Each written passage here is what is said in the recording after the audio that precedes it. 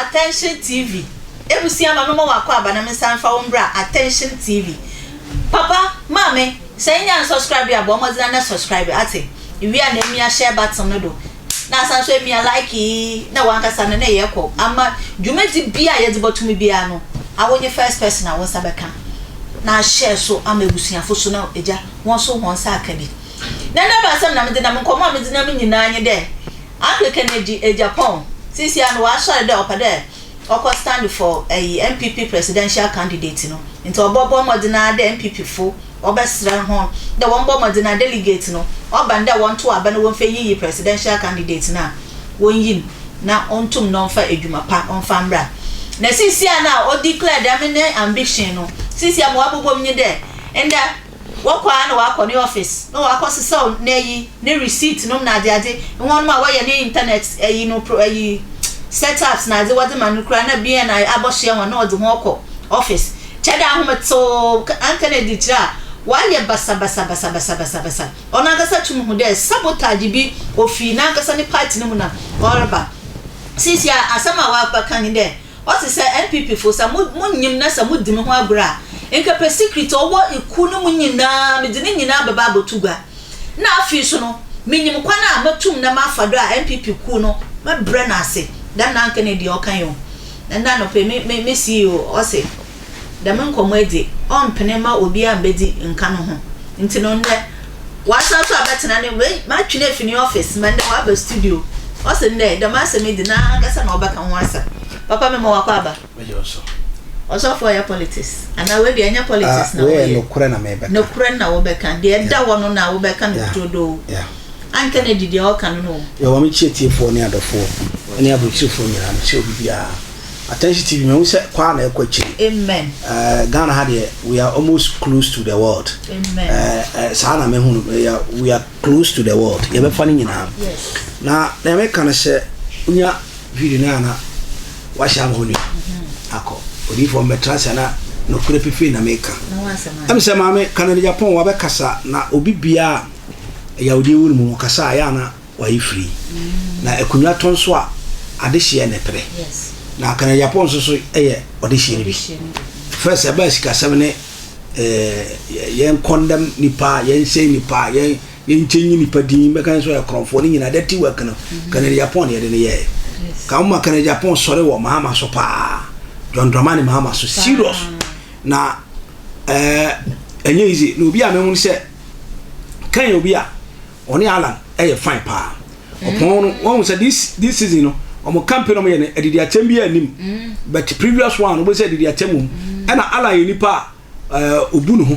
or respect no ho na Alan baby obi a me chia na nyame so de obeba be wie nia wo pese obeye na kan so se nyame pe so ono so de obeba be wie nia wo ye na hu video bi a won kwa yi ahia na che say they greet themselves together na say odo ho na say ebe kwa extend say ye betimi akọ Kennedy Agyapong office why na wa ba me na kufu ado ba umi na ho nti why na ma orders why na ma directives ma yen kwa Kennedy Agyapong sa me de no kure say na te sa na me ka no me nchia no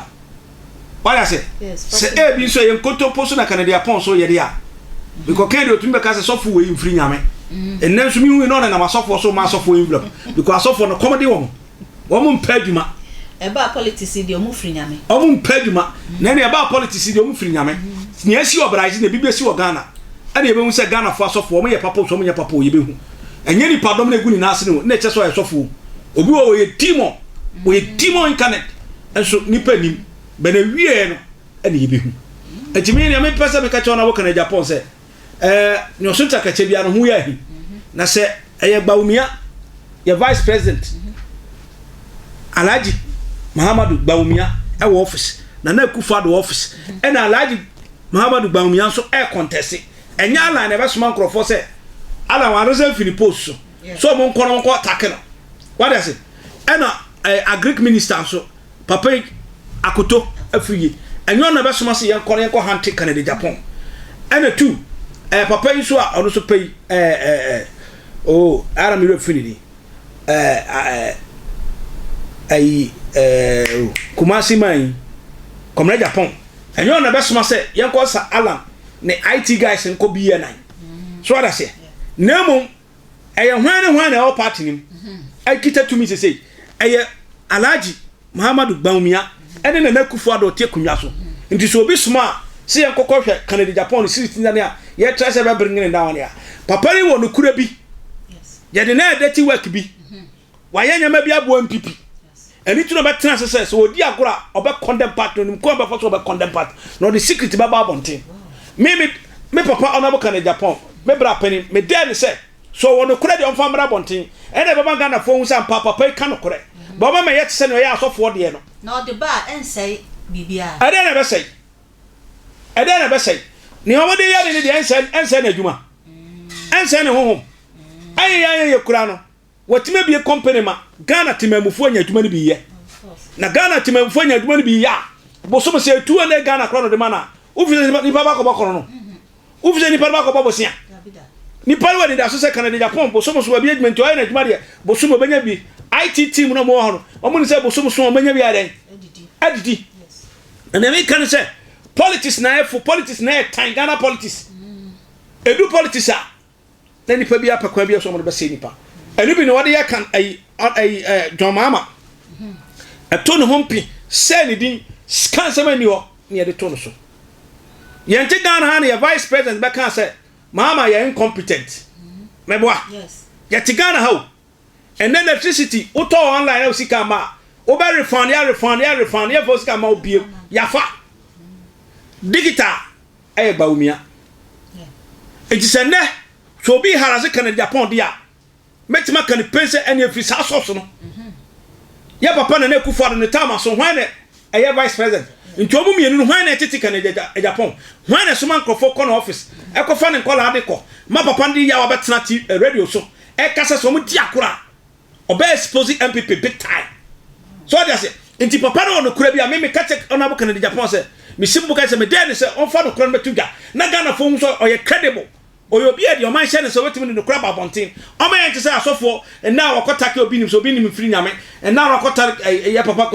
kodwo wachi nyame fa no say o free nyame na manase abetena ko expose obi say o free we no wagye adi no wabeka ne trasa na osore ko wo yesa nipa nya ne mu gidie enti se nipa timi asori tia ne dia no nim no kura bi fa meto bonten sa abada mo 2016 no ani 2017 20 han no 2020 dia no se kurunu bi ko so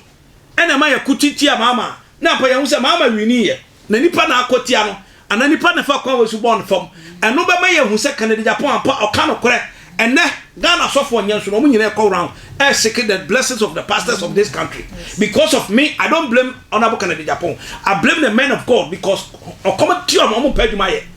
omo de omo fu any kasa kese no omo pemada until if the ministers or MPs are coming they bow down for them I just say any honorables asofu any honorables but omunim say omuntumi nya honorable things no and on jama parliamentarian nya honorable nyame man ye honorable parliamentarians omunya honorable wona adu kokromoti akoto ba se kotena kotie me masa na be ka kire me because ni pane doso nti wonko akọ kotie haw bra be ka entimi de na me ka che Honorable Kennedy Agyapong say if you have the secret o men ka say MPP nti on for me to a pain afa wiase ne Ghana nyina be usampa NPP party omunya credible na say ya papa lan ko do mantin o ka say contest ni yeko na mu aseme de be campaign e be tin but ni party na no si bone e ye no kure so no be kan no because NPP party won di Ghana hwambo papa won di Ghana hwambo to the stand say pensioners omo born omo tokura no enne asinse wiem yentimi fa mo what you say enti sa Honorable Kennedy Agyapong wasabika on for me to dantem or be to that Ghana for you be say papa ne kan kore but obey it so abeso so asem no ho no dey ato trada sa de bia ni be ka so o dey asem ba kro owie o dey asem ba owie mi be ka so o dey asem ba owie because MPP party no Ghana for hwe se betima gira na no to break 8 na se nyama fun se ahihye suma se na nipa haraze adwuma na wa bie na amatimamfo nya bia ye na MPP fo to MPC ni bintu mi adwuma ministers ni bintu mi adwuma president koraba wontu mi adwuma na wa onu Kennedy Agyapong tima bia adwuma na wa fa manfo ma na wa ntuni akọ haraze wo ne edom ko bia na ne edom ko a che ne edom ko a ene me ka che ne se won sinibo sani enim se akompreko Agyapong no asendom pre kurasi ni ba na de bi okam o ma ni review aponten ni ehun sha pa na ni abre o me kan data na no na Ghana fo benye mu didie ato de abade ama no me oya me fan pa me admire Kennedy Agyapong kan se mi na me ye adwuma ono ne me papa apostle kantanka emeritus apostle ono ne Kennedy Agyapong and I'm telling you, motivate me spirit. Okay. What you say? Can you say unya ska for tons as you 10-15 years you became a millionaire. And I did the same thing. I bought a 14 acres land. Wow. What you say? And I made be by a bro. And me top more ya bonting. You tell me I know bonting more you be dia. This year me dia by the pa. Me come by 1,500. Me dia. Na me am dibi. Na ma tombi. What you say? And me who say can you be or motivate youth. It is a penifone di pony be say, will be the pen. Abomane chrono the akoto baby di. No be akwa brother betima. Near na 10 years. No nabo. Yenim say wo muji enti. And also ban youth no boje so. It is all to be kind of crow. Abama youth na jinja more. Youth na kosoro more. O man NPP party no bringing down. It should lift Ghana first before NPP party.